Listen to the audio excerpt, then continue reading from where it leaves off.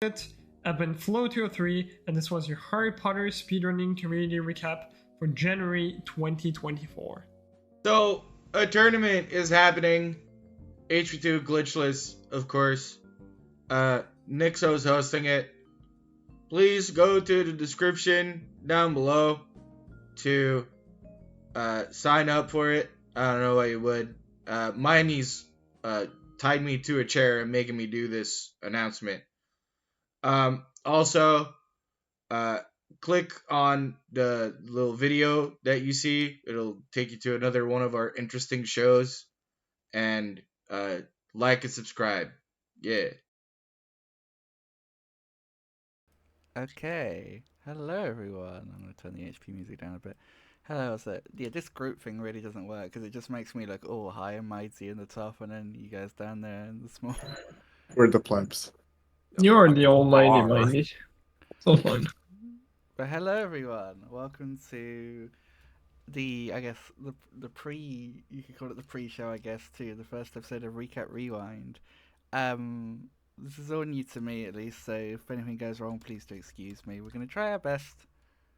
But we've got a really lovely group of people with us today. I have Flo, Ratburn, and Henrik. Hello. We'll introduce them properly once we get going with the actual recording, but I'm just going to quickly add them all as separate browser source rather than using the combined one, because for some reason the combined one doesn't include me. Which I don't understand why, but we're not going to ask questions because, you know. Whoever knew about logic, eh? Oh, Henrik, you're a bit big. There we go. I'm huge. I might just slowly adjust these throughout the episode. So if you see us moving on your screen, it's perfectly normal. Yeah. Well, I could just pop into studio mode and do that. Well, anyway. So, quick sound check to make sure everyone sounds okay. Do I sound okay against everyone else? Does everyone else sound okay? Can everyone say something? A little sentence. Hello. God, yeah, this That was something. That was definitely one of the sentences of all time. When Boba Fridge is the best emote. Lies. Get him off. Get him off. I sound Okay, quiet. bye. Interesting conversation here. True that. Do you have any opinions on why Boba Fridge happen? I try to avoid having opinions on these things for the most part, to be honest. Yeah, Honestly, that's very fair. I'm gonna bump you up to 200%. Okay, how about now, chaps? This is the behind-the-scenes experience you get from live podcasts. 1, 2, 3. So I'm the like me. Yeah. I'm the only person without a background on my profile picture. So it makes me look kind of small, even though I'm pretty sure I am the same size as the rest of you. Mm-hmm. Is it bad if I just realized that your profile picture is a card? Oh my god, really? How long have you known me? I see it now that I see the wheels, because now the picture is big, but yeah. What did you think it was before? I don't know, just like a box with like some treasure in it. Okay, to be fair, if you go on your Discord profile, you can see the wheels. So, fair enough. Yeah. Also, just to confirm, no one is hearing the others through my mic, are they? Because I noticed this when I watched back the Ratburn interview. You can hear Ratburn through my mic, which annoyed me because my headphones were too loud. So, no one can hear any echo through my mic, right? Echo. Ooh. Moo. You say moo? Moo. Moo. No echo? Cool. Okay. We're all cows here. I'm gonna Welcome to the be cow show. on stream to cough for a moment. Fair enough. Okay, so there'll be a little bit of editing done. Henrik has very kindly offered to provide some of his lo-fi music for a little bit of intro music as we get into the things. But yeah, is everybody of my fellow guests ready? No. I sure am. I'm ready. Alright, we just need to wait for Flo. Take your time. No pressure. Yeah, come on, Flo. I'll go to bed. You guys wait for me, right? Real quick. Yeah. Well, so we'll meet back here in 10 hours, right? Okay. Okay. Yeah, perfect. Thank you. Yeah. I've just Sounds good. received a quick thing, so I'm just gonna change some volume levels a little bit. Because apparently, Flo and Henrik, you're a bit loud compared to me and Ratburn. I'm being told. And Winter, feel free to just knock that in the chat. We want to get this as best we can. How are we now? Are we good? Are we Hello? bad? This is the behind the scenes stuff you get, guys. Are we good? Are we bad? We Apologies. good. We bad. We good and bad. If it gets awful, I can adjust it more. We're But good it at sounds being like bad. it's decent enough. So, yeah, we should take a quick drink and I guess we can finally get started. Taking a quick drink. Are you getting drunk on the job? That's the only way to do this kind of things. I'm drinking 7 Up Free, I'll have you know. Oh. Made in my Never soda mind stream. then. Do you know what? I always drink a little bit of liquor before going into commentating on tournaments. That's my secret sauce. Yeah, you know, it sounds like I need to have a drink of some kind. With my neck. Right. Okay. Actually, is everybody ready so we can crack this off? Yeah. Yes. Yes. Awesome. Okay. Hello and welcome to Recap Rewind for January 2024. I am Minika, your host today, and I am joined by my fellow co-host Henriksen. Hello, Henrik. Hello. A pleasure to be here. I'm How are you excited. doing today? Sick, but excited to I be kicking feel off that. this new series. Yes, both of your hosts today are sick, but we have some guests that hopefully are not sick. We have the wonderful Flo203. Hello. You probably don't know me. I've recently joined, but I'll do my best to provide entertainment. Yeah, he's been doing a lot of work for us this month. He was on Insiders, he hosted the recap, we did an interview with him, now he's on Ooh. Rewind. He just hangs around like a bad smell, what can I say? I'm joking. And our other guest is the incredible, as dubbed by Finn, Lowcast extraordinaire, Ratburn. Hello, sir. Hello. That's me. How are you doing today? Uh, Pretty good. I'm weirdly tired for like noon, but luckily not sick like some of you. So, Yeah, hopefully you don't catch anything on this call. yeah, Anyway, that would be so interesting. I guess let me take a moment to sort of explain officially on the episode, like what Recap Rewind is going to be. So Recap Rewind is spawned from the community recaps, which I think a lot of people love, getting a bit long. We've had so many great ideas, like the community interviews and stuff, and they've grown and grown to the point where they were getting to nearly be 20-minute long videos. And from a production side of things, that won't do. It's not feasible, no. Yeah. So what we wanted this more casual place where we can more deep dive into the conversations while keeping the recaps concise and a recap and not a deep dive, which is what this will be. I also wanted this to be a place where if we do happen to miss anything or if there's anything that needs to be corrected, changed, acknowledged, we can do it here, which is why these recap rewinds will be a couple of days after the recap releases, because we want people to have that time to provide that feedback to us. And we have, as most often we do, have some feedback which we'll talk a little bit about later in the episode. But to sort of start off today's episode, I want to quickly run through the headlines that we talked about in this month's recap, just to remind everybody and remind ourselves of the events of the past month. So actually, Henrik, would you like to go like one for one? Like if I read one, you read one. Sure, As we'll my do this fellow a host. fun way, yeah. Okay, if I start us off, in community news, the PC prefect elections happened this month, and 3 candidates were elected. Then we had full series any percent world record achieved by Flo, which was notable for being the first run where in GBC there was the use of ace strats.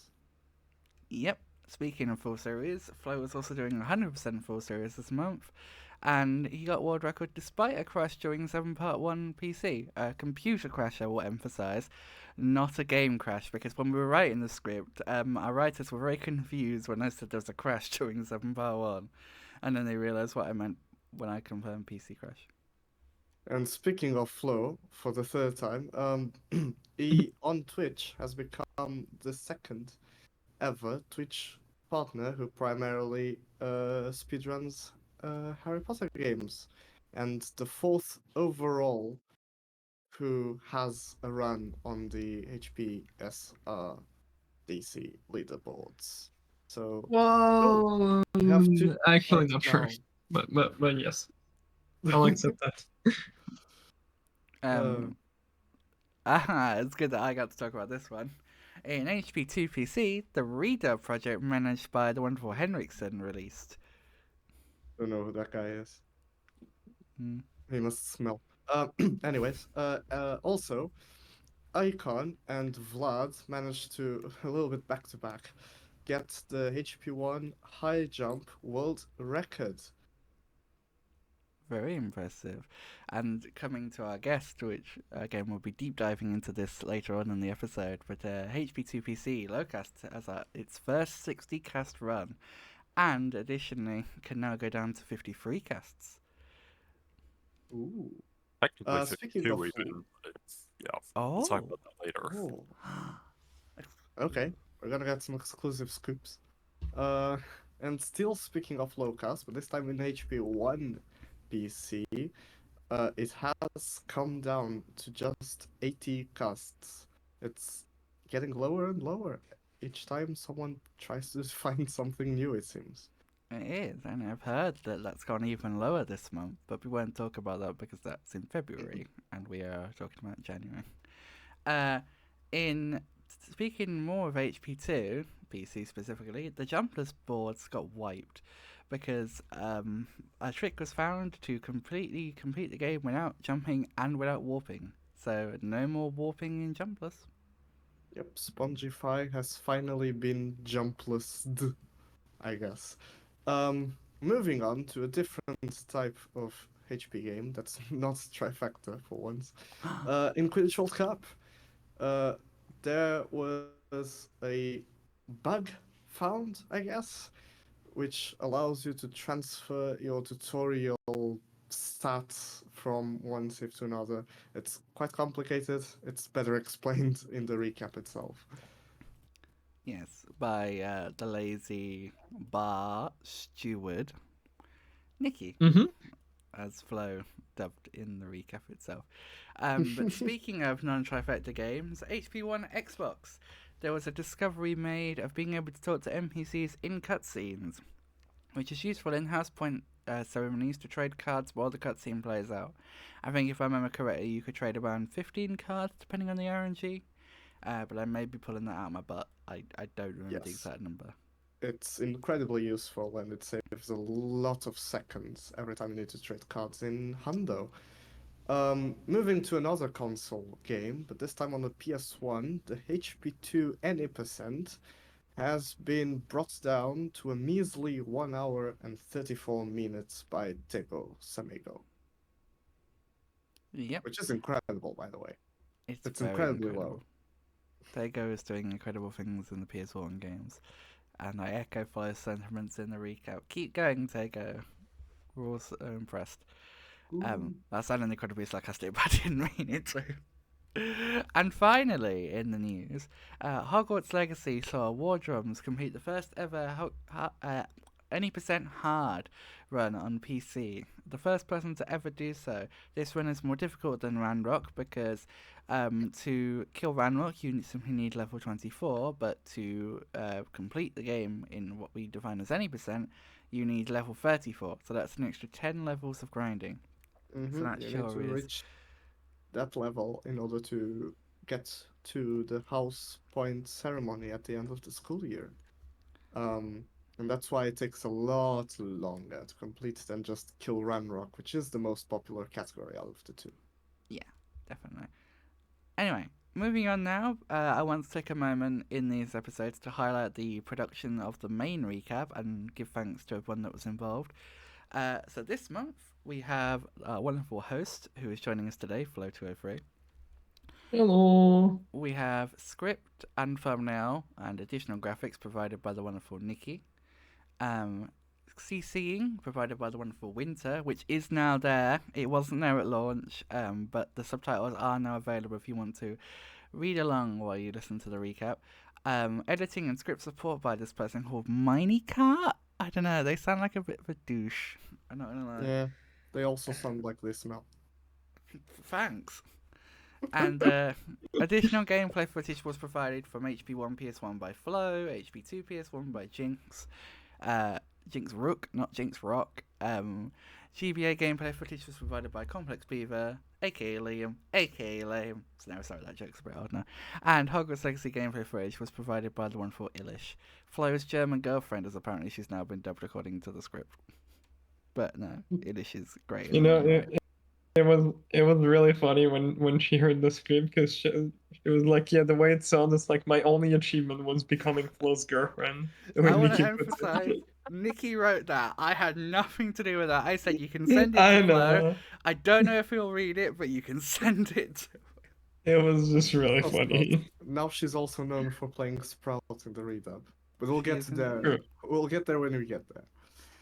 But moving on now, before we get to our deep dive discussion, stories that deserve more love this month. We're gonna sort of pick out a story that we think deserve more love. But before we get started, this is the point where I want to take a moment and acknowledge some feedback that we got because I realized in reviewing the episode that I did somehow miss including this in the episode. But when we did the deep dive talk about the Locust strat, particularly the Aragog strat, we neglected to mention that Human was the original person that discovered the original bounce in Aragog. And for that, I extend my apologies. But yes, Human was the original person, and Ratburn, to my knowledge at least, it can sometimes, I will admit, be hard to keep up, developed that strat more and brought it to where it's a feasible setup today. Am I correct with that, Ratburn? And that's pretty much accurate. I guess feasible is arguable. I haven't actually proven it by doing it in a run yet, so maybe feasible. At least possible. It's doable, just probably not viable in runs, at least for now. It's probably more doable than it was before. That's good. As strong of a claim as I'm willing to make. Fair enough. So, does anyone else have any stories that they felt deserved a bit more love this month? Maybe even stories that didn't make the recap?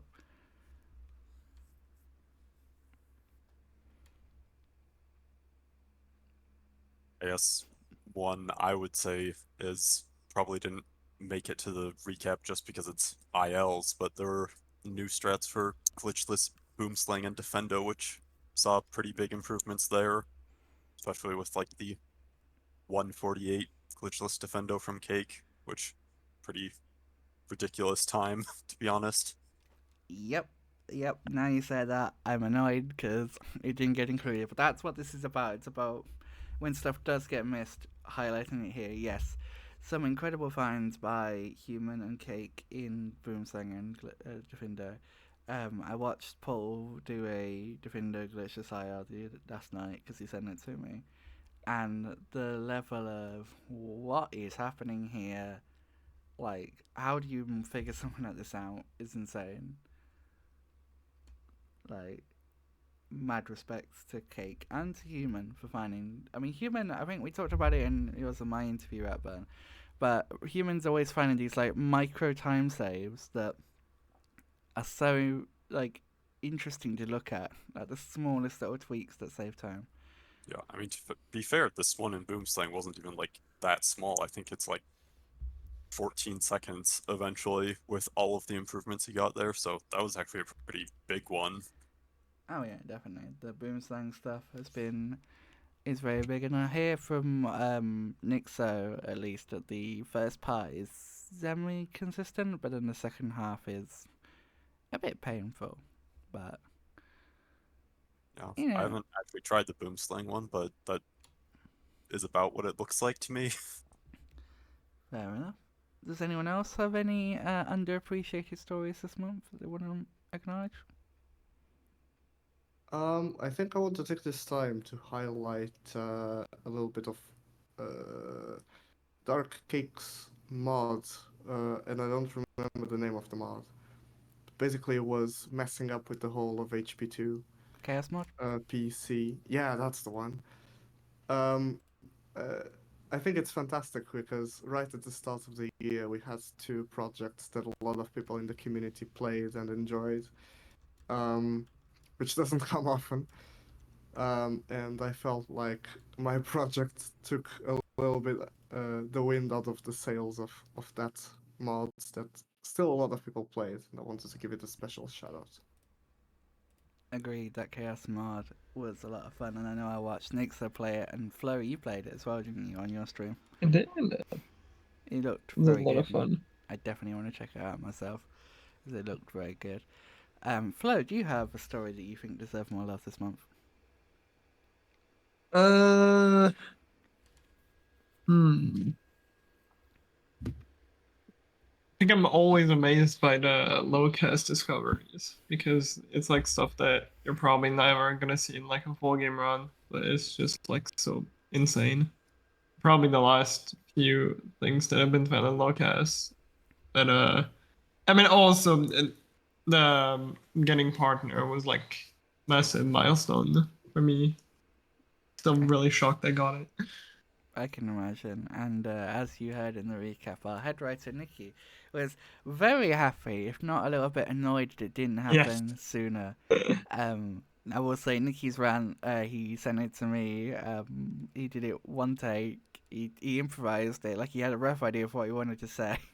But he did a great job. And just getting to listen to that with the bleeps. And then I happened to have, when I was actually that like angry Harry face that pops up there was when I was looking for icons for the 6th gen games, and I found that, and I'm like, could we have this for HP1? And I'm like, no, it's way too specific.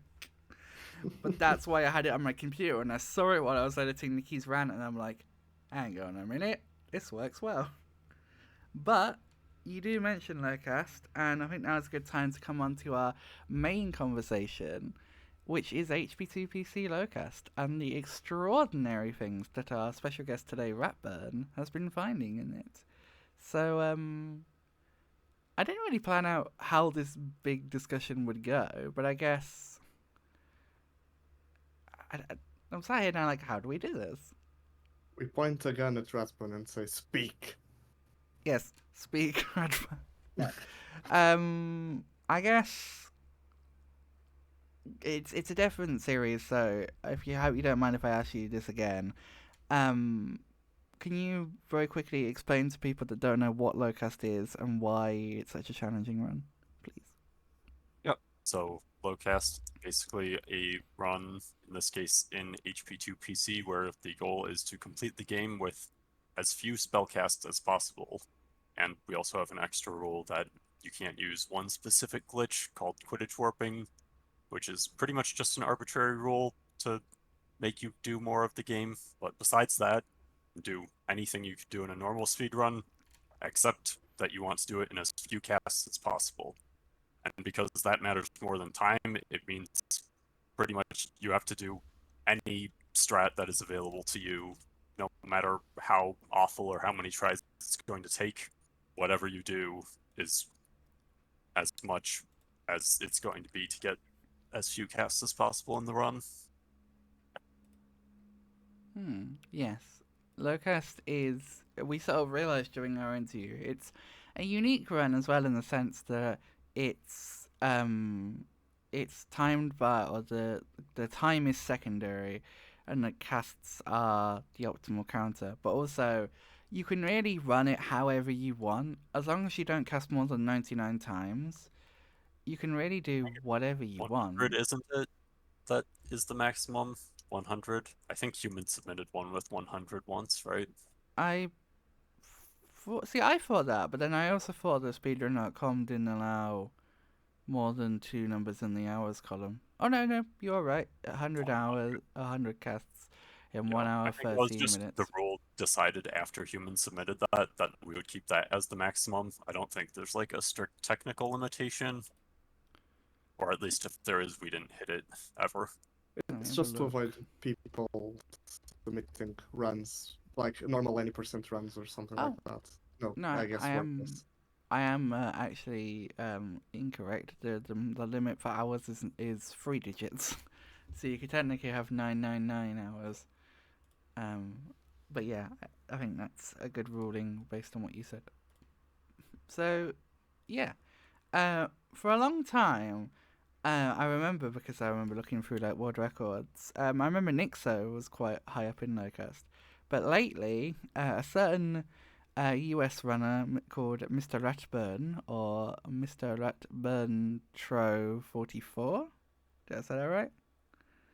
Yeah, that sounds good. Yay!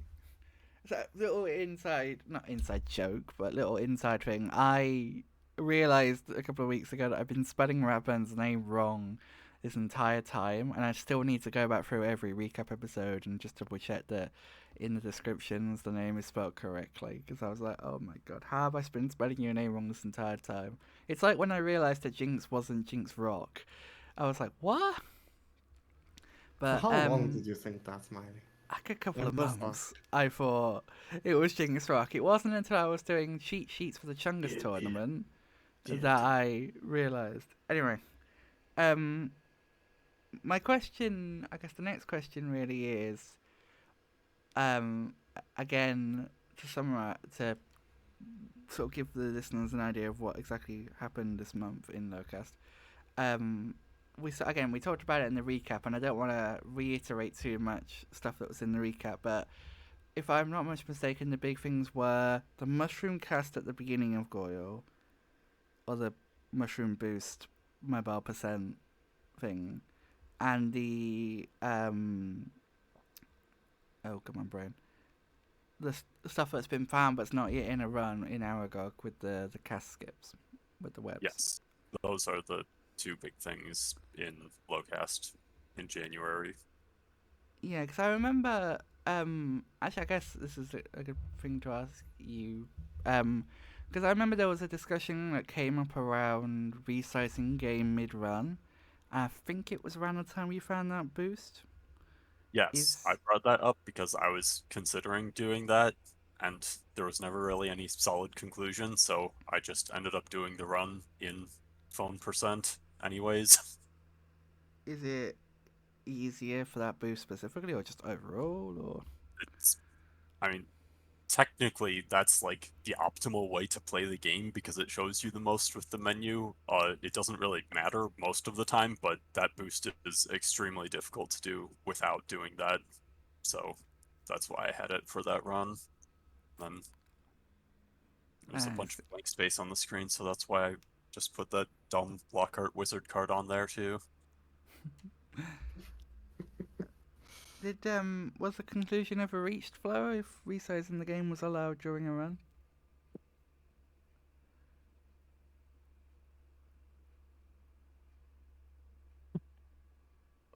Flo? Oh, sorry. Okay. Okay. Repeat the question again. My mic went stupid. Was a decision ever reached about if resizing the game during a run was allowed or not? Uh, no.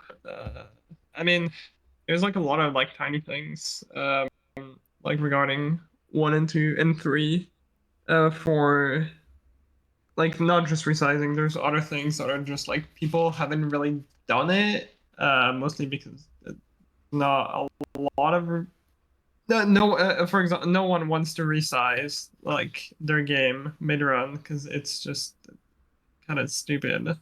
But we never made a rule about it because we never needed to make a rule about it. So if it gets abused, then maybe we'll like have a talk about it. But no, currently, if you really wanted to, you could resize your game mid run. There you go, right, Ren.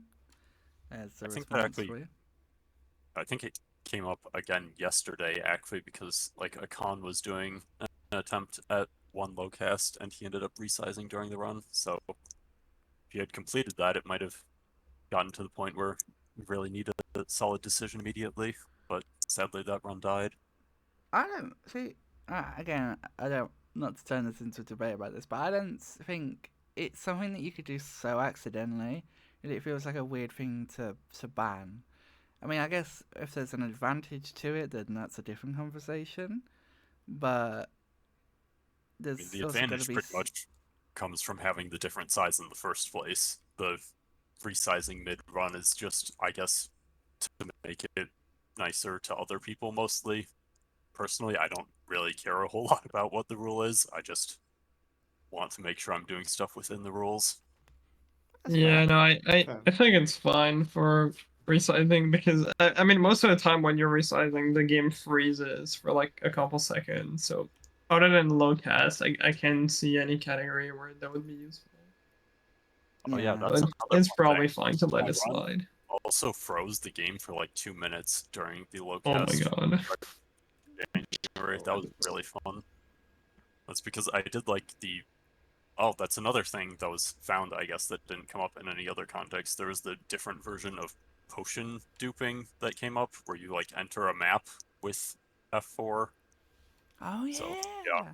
I tried that out for the very first time during the run, and it froze my game for like 2 minutes, which is kind of hilarious, and also thankfully doesn't really matter because it's low cast. Interesting. Yeah, because still, it wasn't that like causing bugs for some, like crashes for some people. Some people it worked. I don't remember all the details of Ilish that. crashed, if I remember Definitely correctly. has the potential to slow down your game a lot, at least under some circumstances for sure. Yeah, imagine if you're on like world record pace and you decide I'm gonna dupe potions, which I don't know why any world record paced person would, and then it crashes or freezes your game for 2 minutes. You're like, oh god, there goes world record. But no, as all world record holders will tell you, or if Paul was a world record holder, he'd tell you, Snick is free, as he says. True that. But yeah. Speaking of world records, I'm going to throw it out there, even though it's February news. Flo, when are we claiming 2PC world record? When you remove RNG from the game completely. So, but, secondary question: when adding glitchless client to C?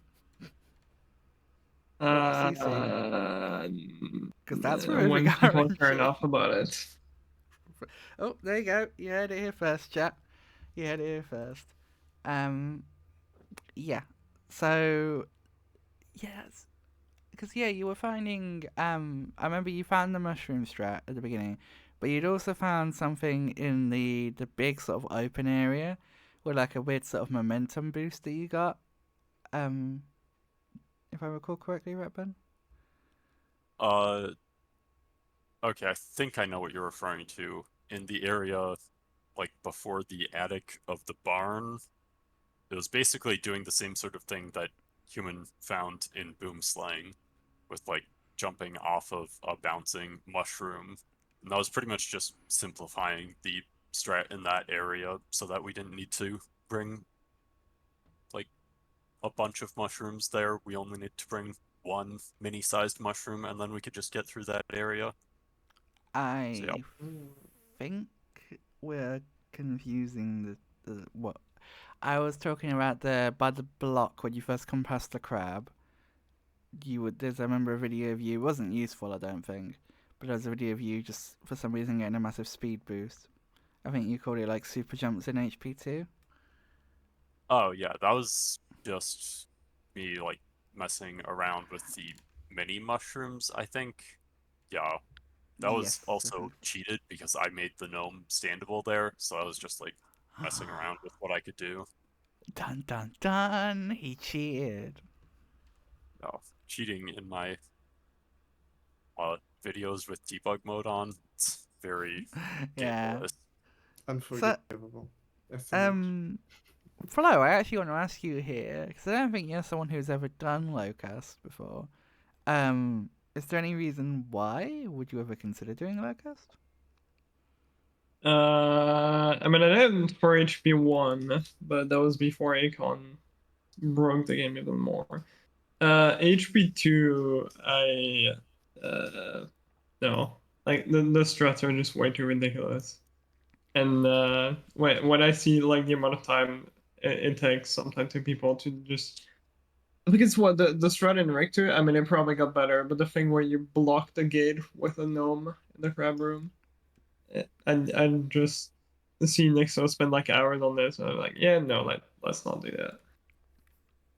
Yeah, I remember during Nixo's Insane percent. Because I think it was highlighted. Henrik will actually be able to tell us in the best stuff. I believe there's parts of that, right? That Insane percent came up quite a lot with the I gnome I strat. believe so. Yeah, that was definitely. I don't know. There's been too Yeah. many clips in Oh those yeah, because best then of. he got the awful soft lock, didn't he, with the block afterwards? Like he finally got the strat, and then the block didn't move in the next room. Oh yeah, I remember that one. That Oh was Uh, yeah, really painful to good watch from my side memories. because I actually knew about that soft lock from like playing Rick 2 casually carrying a gnome for some reason like years ago, and just watching that was like pain because I knew exactly what was going to happen right before he casted it. ooh. So if Uh, you're holding a gnome when you cast on it, it just doesn't move. Like the gnome has to be like touching the bar or something, and then the bar gets blocked or something. I don't know exactly how the physics works here, but basically, if the gnome is up touching that bar, then it won't work. Oh, that's horrible. Oh, I just because I remember how much he struggled with that strat because I was sort of Although, there in and out. to be fair, And he's gotten a lot better at doing that strat too. I think it only took him like 20 minutes to get the gnome and then like 20 minutes again, which obviously 40 minutes for one strat is kind of painful to people used to running a game where you complete the whole thing in less than 40 minutes, but it could be a lot worse. yeah, it could be, to be fair. I guess Henrik, I'm gonna ask you this now because I've already asked Follow a question. My fellow host. Because I know you've done runs before, but it seems like most of the runs you've done are sort of longer runs, like your U5 GBA, well, not U5 GBA any percent, but like you've done some of them like the back end of the series, which are generally more longer. Do you prefer longer uh, runs or shorter runs? no, I prefer runs that I don't need to practice in. Uh, Fair enough. that's mostly why, if you look at my speedrun.com profile, even outside of HP, I never ran a lot of games. I ran games that either have silly strats that allow you to beat the game in just a few minutes, or runs that are just for fun, I guess. But they tend to be longer because I don't have any strats. Like when I ran 6DS, for example, uh, it was mostly just because, well, I promised people I would run that on stream. But also because there's no tech. You just need to run fast, duel good, potion good, Quidditch good, and that's about it. Same as with the PC version, actually. Hmm. I wish I had time to learn, time, both time and patience, to learn more complicated runs. But yeah, that's why I don't do it. And I'm looking now and at the things that have been found in lowcast and stuff like that. And I'm like, no, no, that's not for me. I leave that to the skilled people who dare to challenge themselves with runs like that. So I Hmm. take my hat off to you, both, uh, Ratburn and Flo, for running these categories, and even you, Miney, who've run quite a few games in the past. Uh, I've that's for certainly me. done runs like when I did my first run for PC, which was basically blind, which was like 4 hours of a run. I know it's the thing. I have Right. considered doing like a blind low cast, not so much like trying to do the strats, but more trying to think of the best way to save spellcasts in my head. Like, I'm curious to see how good I could get it if I tried my best to skip spellcasts, but didn't Yeah, I like mean, learn the route. yeah, I Is think that that's pretty much what Human did with his first run that got the 100 cast. So I think it's a pretty good idea. It was a good way to get into the category a little bit and then start. Because we were talking about this during our interview that, like, Lowcast is a very unique category in the sense that you can really make it whatever you want it to be. As long as you are under 100 casts, you can do whatever strats you want. You can skip a certain strat. Obviously, if you're going for optimal time, which is, I assume why, because I assume, Flo, if you ever did do 2PC Lowcast, you would want to go for the optimal stuff, which is part of the reason why you don't want to. Yes, very correct. Yeah, which is fair, but But like if someone's not as concerned about that, then the category is quite nice in a way because you can pick and choose in a way what strats you do. Um, I guess to that effect, Ratburn, are there any strats that actually I think Goyle was a good example of this. Everything seems to come back to Goyle and Lowcast. But are there many strats in the run where they sort of one spell cast skip ties to another one? Hmm.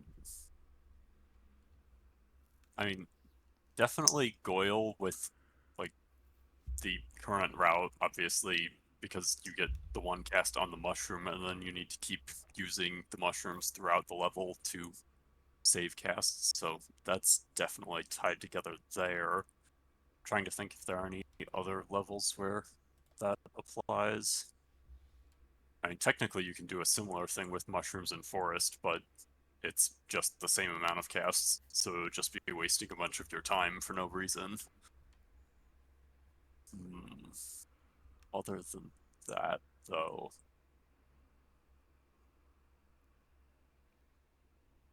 I can't really think of anything, to be honest. That's fair. Um, Yeah, but yeah, the run is certainly accessible in that sense of you can do whatever stretch you want. Like I say, as long as you within the 100 cast limit. So that's Yeah. nice in a way, I think. Also, like, the thing is, some of the really big cast saving strats, a lot of them are not really the hardest strats. It's really just getting the last few ones down to like 60 where they become really bad. Like even 70 is it has some bad strats, but it's not absurdly awful. Like so many of the cast saves are just coming from like a few crabs that you just need to know how to manipulate correctly or stuff like that. Hmm, interesting.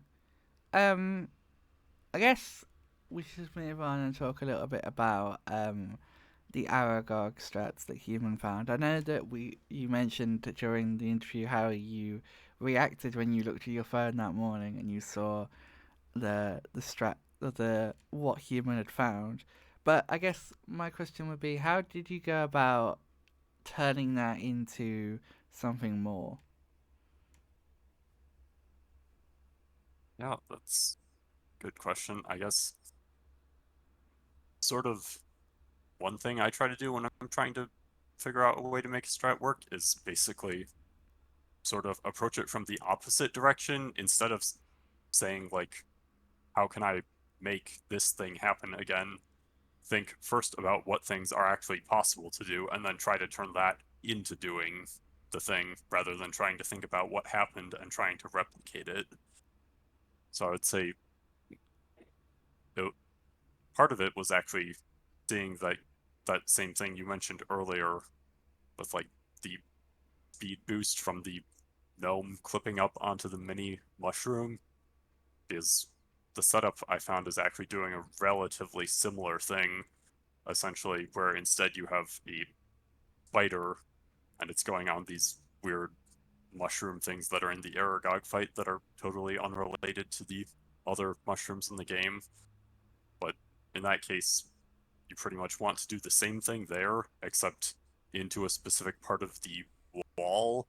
So I was pretty much just experimenting with that in as many places as I could find in the fight, and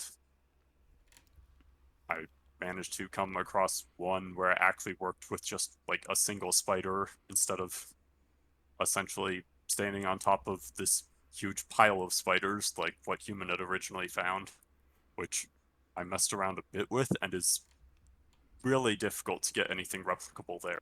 Like, I don't know if you've looked at his videos much from when he was originally posting that, but basically the spiders like rotate on top of each other and they just have these absurdly fast movements where it's very difficult to control anything at all.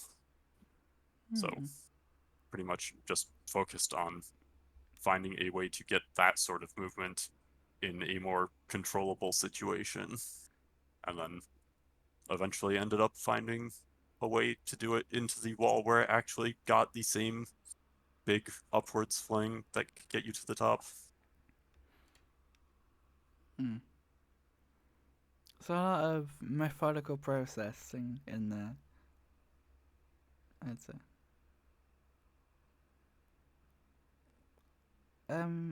Okay. Sort of. I thought this question while you were talking, and I'm going to direct it at Flo actually, because I know Flo is someone who's done this a lot. Flo, how does it feel when you find a useful strat in a game? I mean, it really depends. There's like a lot of factors to take into account. Like how popular the game is, how much people have looked into it, how much the strat saves, like all that kind of stuff. Like for example, if I find a 2 second time save in some part of DS, I'm not really, I'm gonna care too much. But Poor but yes.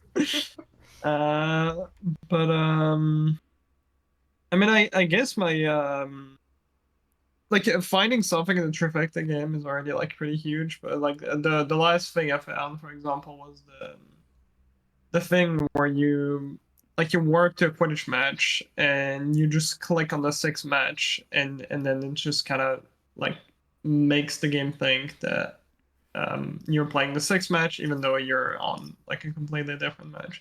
And that one, when I found it, I was like really excited because like it had been a while since HP2 had a big time save, and I think that was like close to 20 seconds, maybe even more, which for any person was really huge. So most of the time, it's really exciting. Same thing happened for all of that when I didn't really find it, but when Ace got found for one GBC, that was also really exciting. It's like a whole history of like speedrunning one GBC, and you just wipe out everything because the run just completely murdered the category.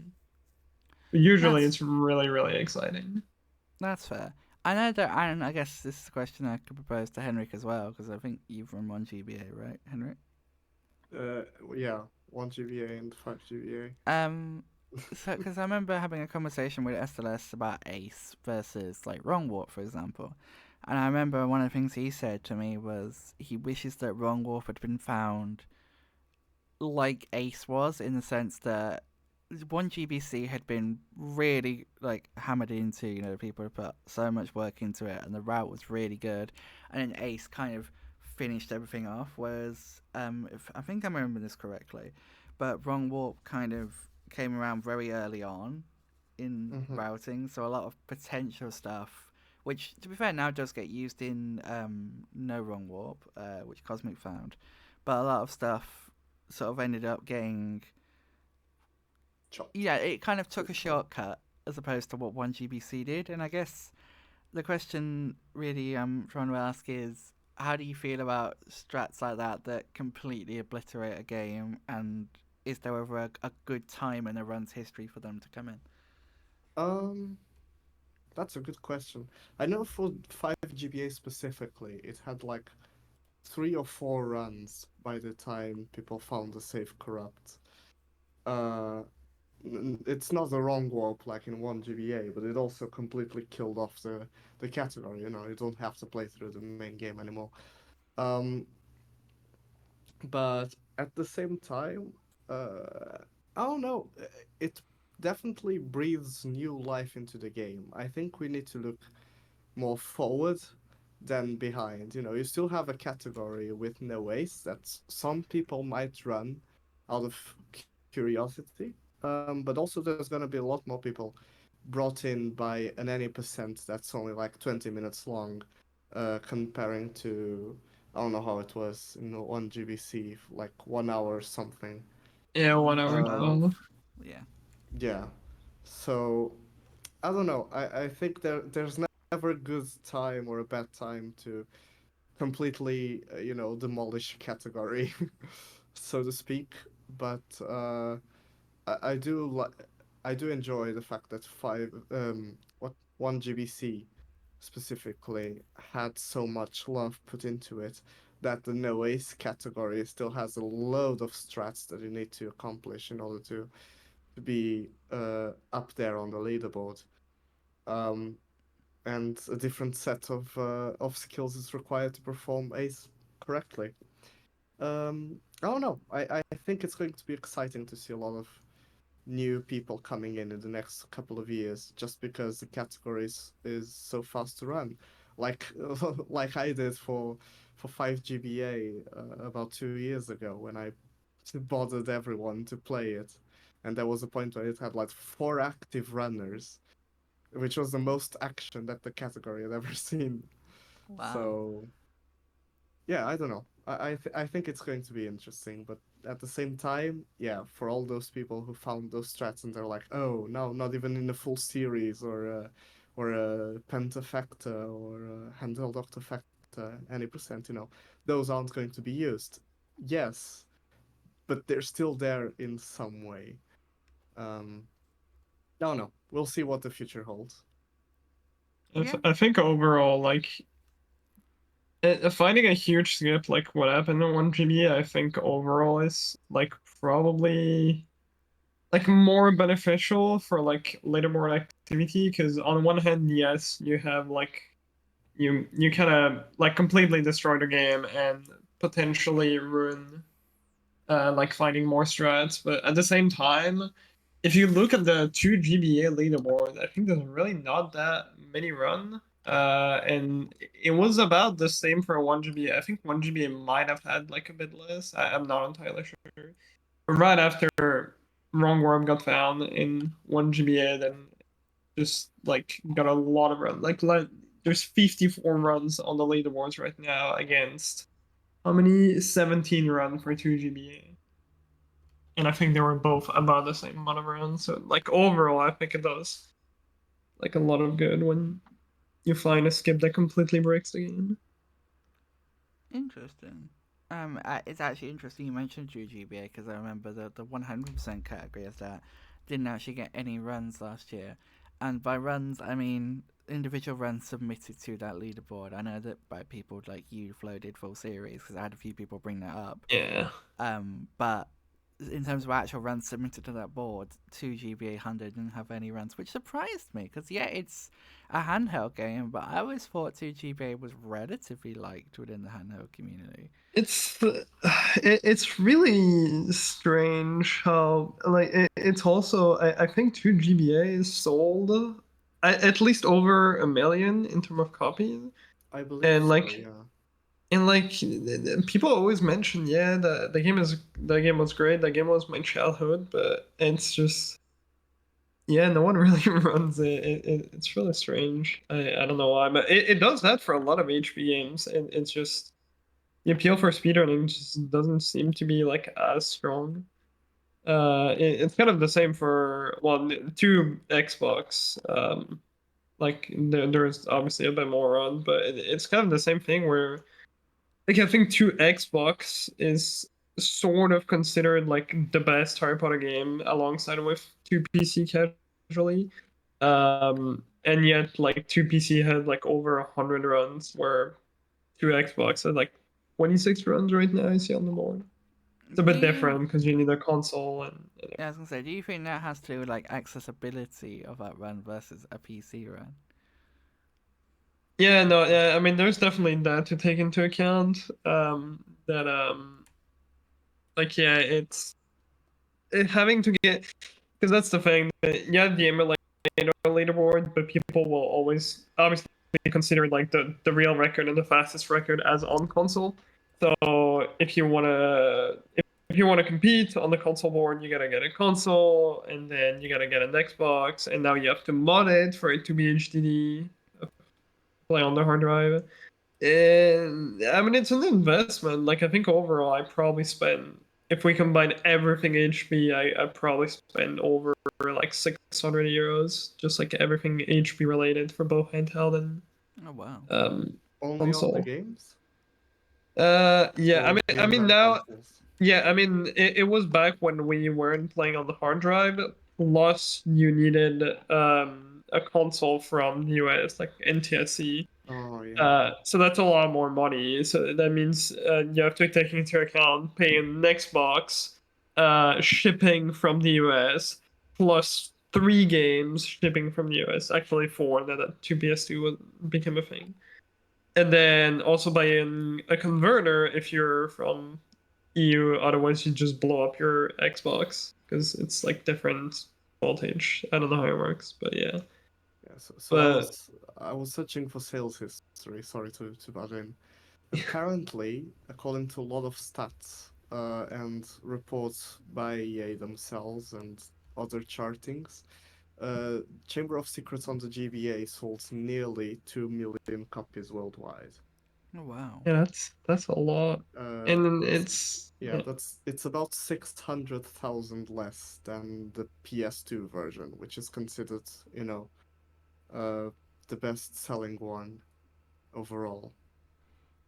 Hmm. So that's it's impressive. yeah, it's really strange that the speedrun doesn't get more activity because it's not like it's hard to get into either because there are emulators for that game. Like BizHawk is really good and like it's totally fine to run on it and you're not gonna lose time unlike playing Dolphin for Section. But yeah, I really don't know why people don't run that game. It's a good game, Indeed. I might run Um. it in the future then. Oh. hopefully. I guess Ratburn. I think. Am I correct in saying you've only run 2 PC? Uh, yes, that is Would, correct. would you ever consider delving into another game in the HP series? I know we talked about potentially HP1 during the interview we did, but is there any other games you've maybe considered diving into? I doubt it, to be honest.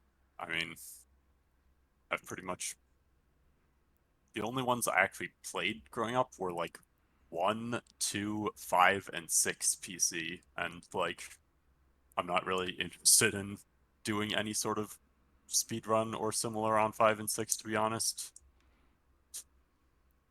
That's I'm not super interested in the other ones that I haven't played before.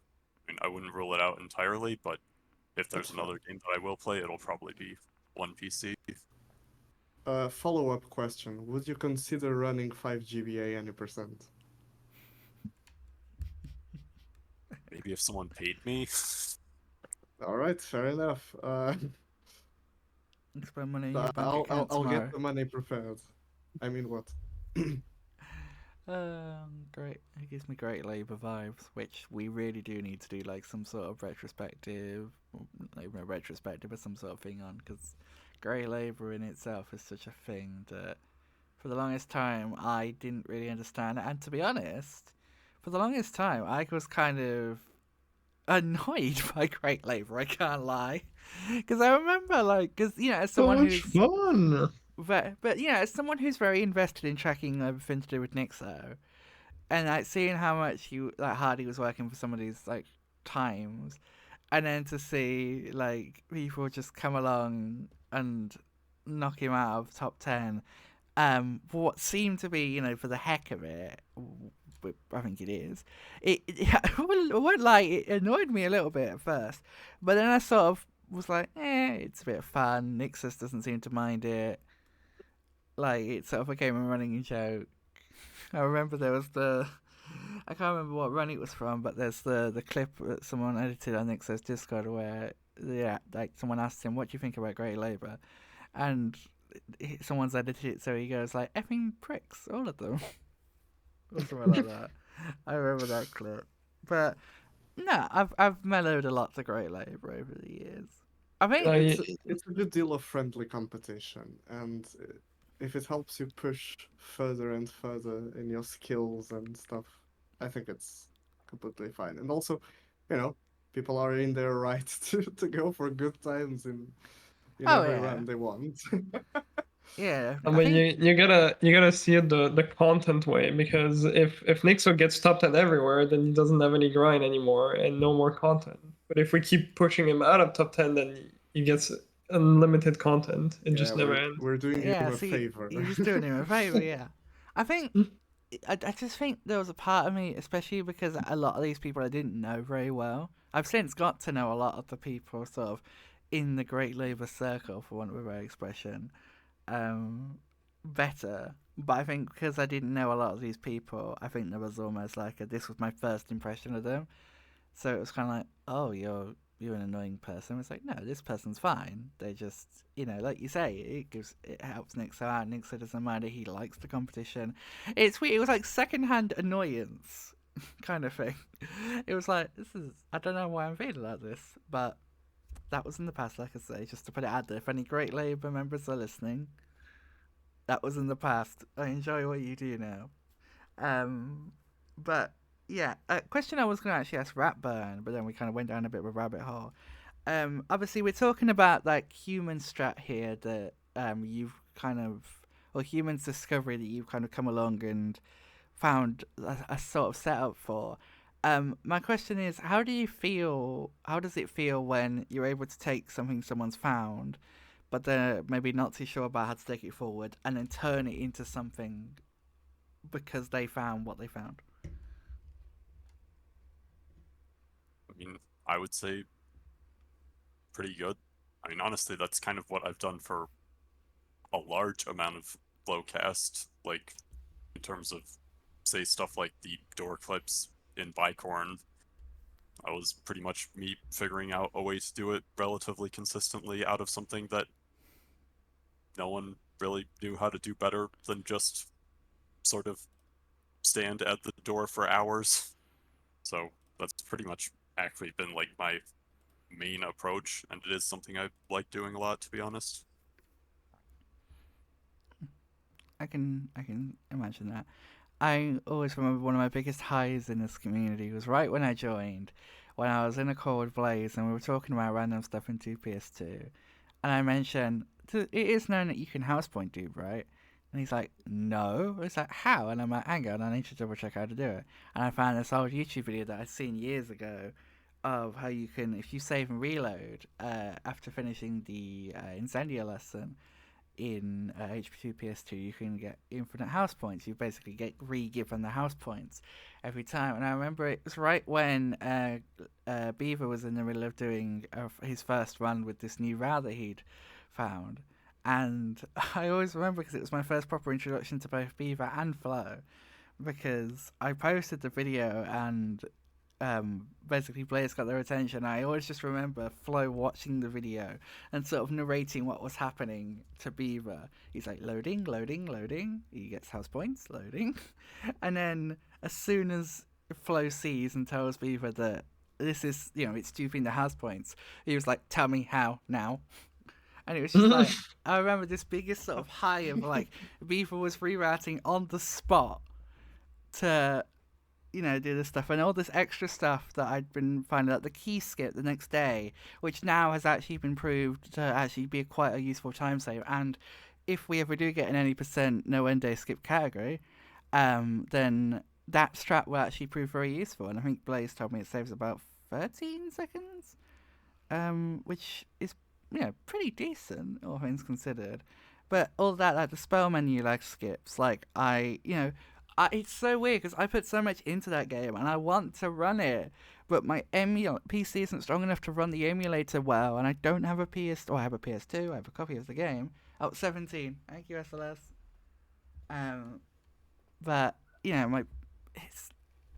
I want to run the game, but I don't have the beans to because I found so much for it.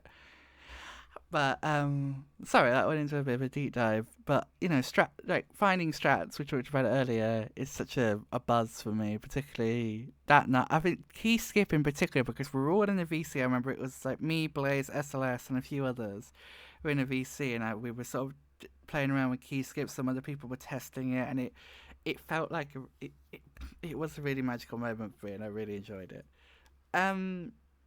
I want to quickly bring round before we finish the sort of deep dive to something else that you did this month, Ratburn, which Flo has a bit more not acknowledgement of, but knowledge of, and that's the jumpless discoveries that you made with um, Coney. Is that their new name now? Connie. I think Coney is right as far as I know. But yeah, you and Coney were doing some big finds in Spongify this month. Yeah, I mean, that was, to be honest, mostly Coney, I would say. Basically, I guess, just looking into trying to do Spongify jumpless and pretty much put a bunch of effort into doing it with like the imp ride strat, and then that turned out to be something that only worked because I've been doing it on a replay, and then somehow like the very next day after finding out that that didn't work, figured out a way to trip on top of that imp and pretty much brought it up in Nixo's chat, and then my part was pretty much just figuring out how to replicate what had happened by accident, and then creating from that a full strat for getting that in a run. Hmm. Yeah, it was definitely a big find. Flo, how does it feel when something like this is found that requires a board wipe? Uh, I mean, yeah, it really depends the way you look at it, because there's two different ways to look at it. It's like, oh, let's go. It's like novelty. There's like new stuff, new strat, completely different run. And you can also see it the way of like, oh man, I had like a great run. I had a great PB because I think Porter was pretty proud of his time with Warps. I could be wrong, but I think he was pretty happy about it. So you can also see it the way like, oh man, that sucks. Like I put so much time into it. I got like an amazing PB. I grinded hard for it, and now everything is getting wiped. But I guess if people did complain, we could have made a different board. So I I think mean, overall it's good. I mean, those runs are archived on the Legacy Category doc, and they always will be there as a reminder of the effort that people put in. I remember Nixo was semi annoyed because Portal broke his world record, so he was second, and it's I think it's like the second or third archived leaderboard that he's second on, because I think if I remember correctly, 120 FPS and maybe 3 Benny he was second on. So he's Yes, so he's second again on another archive leaderboard. So I that's remember him great. being a bit annoyed about it, but I say annoyed. I did that and I realized you can't see me. I did like bunny ears to say annoyed, but like yeah, it's definitely a really cool discovery, and I think it makes the challenge run feel more of a challenge run because, like you said earlier about Locust Ratburn, the rule about no warps, well, it might be an arbitrary one.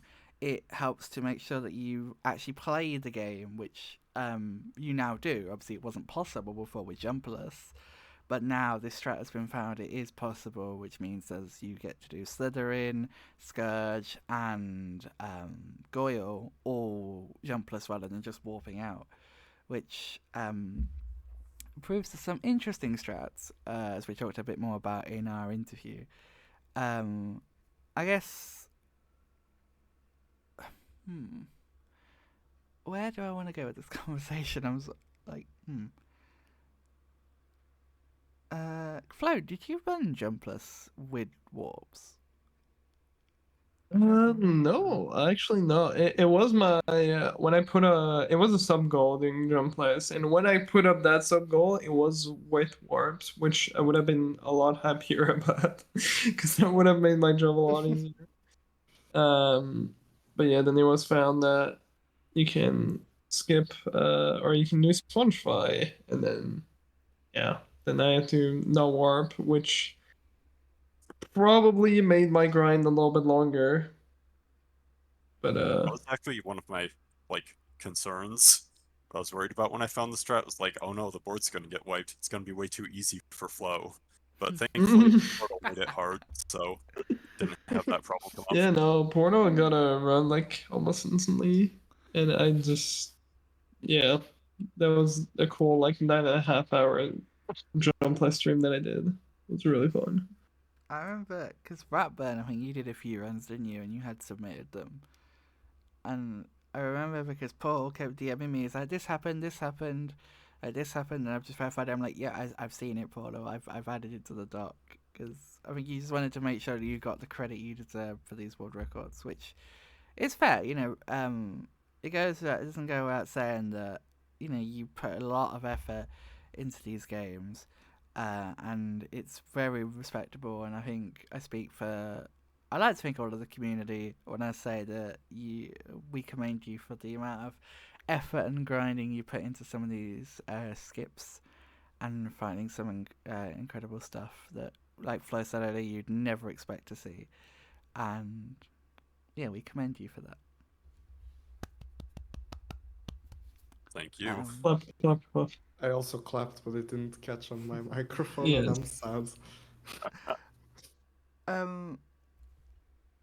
The last thing I want to ask you, sort of as a part of this big, deep discussion, is you mentioned earlier about not just the possibility of a 53, but also a 52.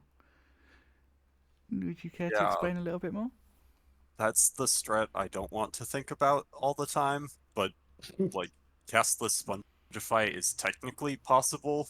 I mean, Oh yeah. with current knowledge, it's maybe like a 1 in a million chance, but it's technically possible. I don't know. I've been looking into that a bit more to see if I can maybe make something actually happen, but at the moment, that's by far the worst out of the technically possible, but not yet done cast saves, which I guess are just that and the 7 from Aragog.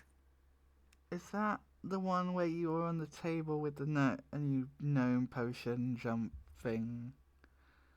Yeah, Was you have it? to get on the table and then like lure the imp over and drop the gnome using a potion and then bounce off the gnome midair after it bounces off the imp, and then Harry lands on the candle, and then you need to get lucky and have the gnome bounce off of the imp into the correct direction so that Harry can grab it out of the air, and then you need to throw the gnome and then like jump on it mid-air and get the exact perfect speed boost so that you can just barely manage to grab the ledge. So yeah, sounds very So, possible, right? Flo, As when far as doing I'm Locust with the strat. concerned, you spoke a foreign language. No, leave me alone. No. No. Sounds easy. I don't know why you wouldn't go for it. Leave me alone. Okay. So to round off the episode, I want to sort of pick a highlight of the month. That it could be something big, something small, something that was a big highlight for you this month. For me, sort of looking through the list again because I'll be honest, my brain's gone a bit dead. For me, it was probably Flo getting the more full series world records, which, and yes, I only picked this as a chance to bully Flo. Flo, when are you submitting your full series hundo? Yeah, soon, of course. Very soon. I will reference that was near the beginning of January. It's now the 26th of February when we're recording this, and Flo has still not submitted it. And also, I found an IL run on my computer the other day and I submitted it because in the video I was talking about I'm going to update the full series runners time doc, but I'm just waiting for Flo to submit his full series hundo because it seems a bit weird to update it and then it immediately be out of date. And that was back last month, and I put in the description and Flo still hasn't submitted that full series, and I just get a DM from Flo. He's like, I saw that, and I'm like, yeah, that was my intention. I wanted you to see it. But yeah, my highlight, in all seriousness, though, my highlight is definitely the full series runs, and also it was slightly into December, but all the crazy multi runs you have been doing these past couple of months, it's crazy to see you as someone who is, I think, generally regarded as one of the best HP speedrunners. Someone who, as I believe Nikki described in November, someone, if you cut him open, he would probably like ooze HP games. Like, it's cool to see you do so many big runs and really sort of put your mark on the multi-runs leaderboard, particularly like the back end of the multi-runs leaderboard, like the handheld Octo, the full series, the GBA Yeah. Penta kind of thing. It's All really cool those to big see ones, that. I'm That would glad. be my highlight. Henrik, what's your highlight? I think I know what your highlight's gonna be. Yeah, do I need to say it? The read-up coming out. It had to come out. Why are you sounding Irish all of a sudden? January. Am I? Yeah, Sorry. the way you said out, you sounded very Irish to me. Sorry, go. Well, shout out to all the Irish viewers out there. But yeah, it had to come out in January because I wanted it to come out at least a few days before I suddenly became very unavailable, which I still am at the time of this recording. But the reception to it was beyond anything I could have imagined, honestly. And getting all the feedback and all the love for the work that not only I put in, but of course a lot of people put in throughout the course of a few months was incredible, you know, and seeing that pay out in a beautiful project that a lot of people enjoyed, you know, I won't say it made it all worth it, uh, but it came close. It was definitely a lot of fun. Oh, I'm glad. It was a great project, and for anyone that doesn't know, we got Henrik back by getting him a Kudo board for Valentine's Day, which we all signed, and ended up with an $85 contribution to a gift card. Which I'm gonna put this out there now. When you know the person who you're getting a gift card for uses euros, do not set the currency of the gift card to dollars. Basically, the way I received that money was converting from US dollars to British pounds and then from British pounds to euro. Yep, Don't do that. because I had to reclaim it and send it to him, so it went through like 3 different currencies. But we got there, yay! We got there in the end, yes. Yes. Flo, I think I know what your highlight's going to be as well. But what is your highlight of the past month? For February or For January. January, yeah. I think the Reader project, it was just it was so much fun. Like I especially I think because the one thing I was scared about the Reader project is that it was gonna be really fun at first, but like halfway through the game, it was probably gonna be like some repetitive jokes or stuff like that. I was a bit afraid of that. It was gonna get boring. But it was just like so much fun throughout the entire thing. And it was also something that involved like the entire community. So yeah. Yeah. It definitely. I like that it was involved a lot of the speedrun community, but also there was some casual people in there too, which I think was a really cool sort of mix. Yeah. And that's why I think I'm really happy that it was sort of Nixo's community that it got its boost in, because it meant that we got a lot of speedrunners, but also got a fair few casual people that are sort of, I guess, passive members of the community.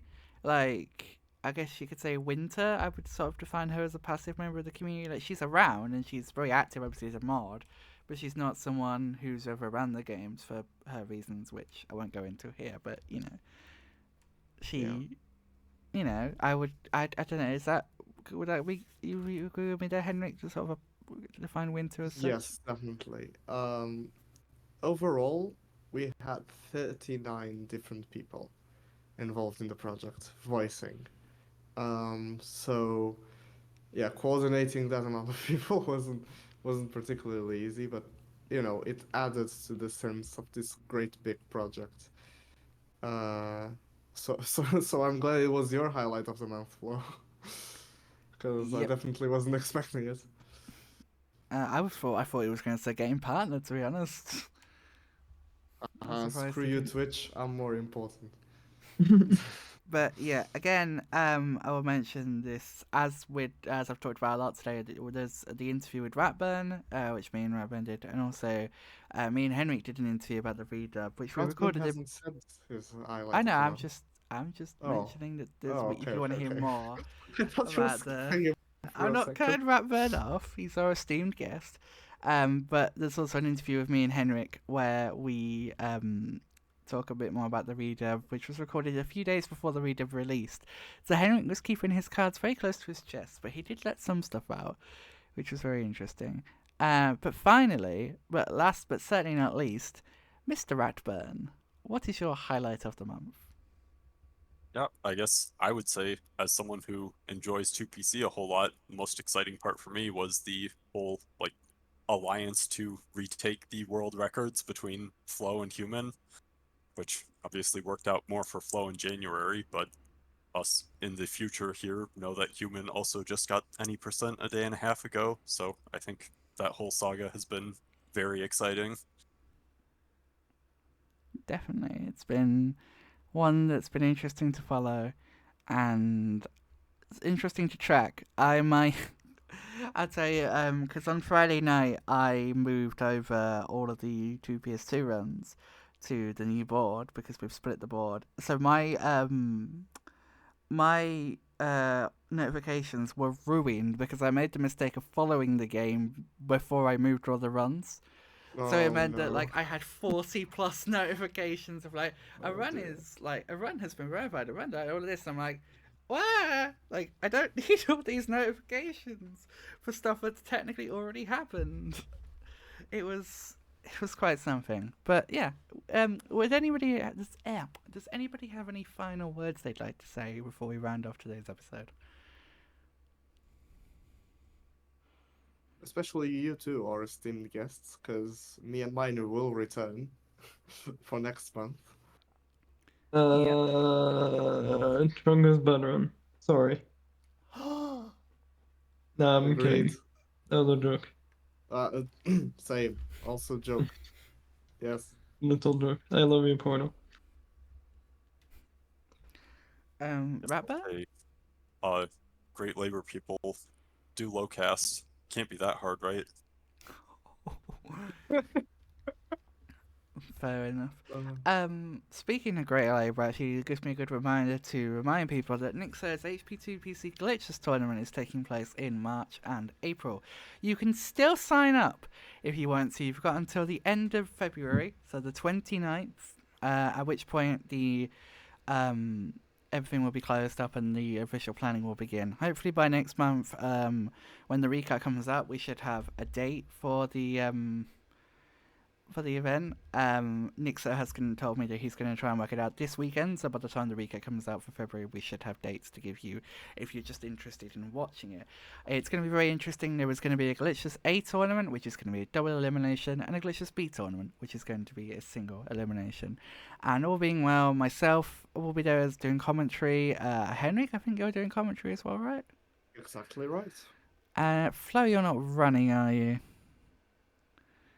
In the Glitches tournament? Yes. Oh, I applied. I'm gonna Oh, be did there. you? Did you? Yeah, of course. I always My apply s- for tournament. My That's fine. sincerest apologies. I didn't realize you were in the tournament. I don't I know. always sign up for tournaments. Oh yeah, Every you're single right one of there. them, even Third when I don't like seed. them. Yeah, you're. That's Of true. course, ignore me. Yeah, sorry. Yeah, Fly will be in Even the if it's tournament loose, rock, playing. paper, scissors. It I'm could be sure. like the worst category in the world. As long as it's HP, I will participate because tournaments So are you're important. saying that I have someone who'd sign up for a 5 GBA tournament. Interesting. Anyway, before Flo kills Henrik, thank you very much for listening to the first episode of Recap Rewind. Please let us know what you think about this new format. Obviously, this is our first pilot episode, so there's definitely going to be things that we're going to look at improving. So if you have any feedback, please do let us know. You can either leave a comment or you can message myself or Henrik directly. Thank you to our wonderful guests, the wonderful Flow203, head of World Records, as dubbed by Mr. Blaze Knight, and Lowcast Extraordinaire Ratsburn. for giving us a bit more of a deep dive into Locust and the strats that are within it. Thank you both for joining us.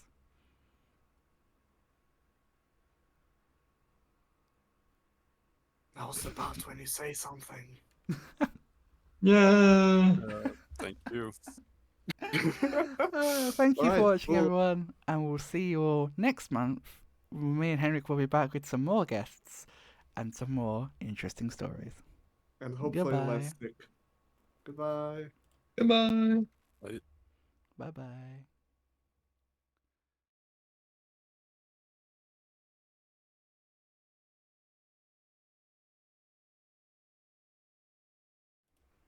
Okay then, folks, there we are. The live recording. How did everybody find that? That was fun. I enjoyed it. I definitely sort of realised that I was a bit We're worried. still on, by the way, on the stream. I don't know if that's on I purpose. know. Oh, okay. They're I did that on hearing us. purpose. Hello, people We of came the back. internet. I sort of realised, looking back, that I think the deep dive conversation worked, but I think having one topic for it, when you've got your special guest Ratburn who's here for that, but then you've got Flo that I was kind of trying to make sure you weren't just forgotten about and left in the corner. No, it's okay. So I think trying to find a good balance for the topic where the host from the recap plus the guest, and maybe even having two topics that we sort of intertwine, which is why I wanted to talk about jumpers anyway, but it's sort of why I wanted to bring that up because it helped to bring the conversation forward. But yeah, guys, what did everyone in chat think? Does anyone have any notes for us right now? I'm sure people will have their feedback, and I'm, of course, more than willing to receive criticism, constructive criticism. I ask. It's no good. Do better. But constructive criticism. Yeah, constructive. Good. But yeah, I want to say a big thank you to Henrik for being my co-host for this. Despite how busy he is with his course at the moment, it's very much appreciated. Yeah, no worries. I didn't say much because one, you knew all the topics, and two, if I talk too much, I would start to sneeze. Yeah, if anyone had missed... I don't know if you noticed, but I was muted half the time because I kept coughing. For anyone that missed the beginning, both me and Henrik are a bit ill at the moment. I'm not so bad, I'm just coughing a lot, but Henrik is a bit sniffly. No, I need to recover ahead of Saturday. For another round of teaching English. Alright. But, yeah. Thank you very much, everyone, for hanging out. I think we'll go and run some raid over to Nixo, who is doing some PS1 retro achievements. But, yeah, thank you very much to everyone for joining us. Nixo raid settings do not allow you to raid him. Yeah, we had this problem last time. Why can't I raid him? You can't raid him? No. Nixo's raid settings do not allow you to raid him at this time. Huh? Why can I not raid Nixo? I don't know. Shoot a DM to Sonia and see what's happening. Is she in his chat? She was earlier. It's around this time she may be having dinner or something. No, Yeah. it's for dinner. We can, I guess we can raid him unofficially and remind him, because I remember we had this problem during Insider. But, yeah, thank you for watching, everybody. Do go and check out, I guess if I do shout out Nixo. We can just do it this way. First time chatter, Henriksen. Wow, Henrik. So where's the bot? Bot, where are you? I followed you like 10 minutes before the stream started. Oh my god, I just saw that. Henrik, you're a member of the team. I know. I plead the fifth. I know I'm not American, but I plead the fifth. But yeah, we're gonna go raid Nixo. So I guess I'm gonna prepare a raid message. Unofficial HPSR updates raid. Can we send a message that's slightly less friendly? It's just like change your raid settings and the scam emote. I mean, Or if we you want, just invite Boba Fridge. I think it's better. you get. Oh my god, yeah. Well, I was gonna say you get timed out, but you're a mod. But then I feel like Nixo would tab out to time you out. Yeah, I'm not a mob. I'm calls. I'm in danger. But yeah, I guess just so everyone knows, just 2 HPSR updates. Raid, you need to update your settings. Yeah.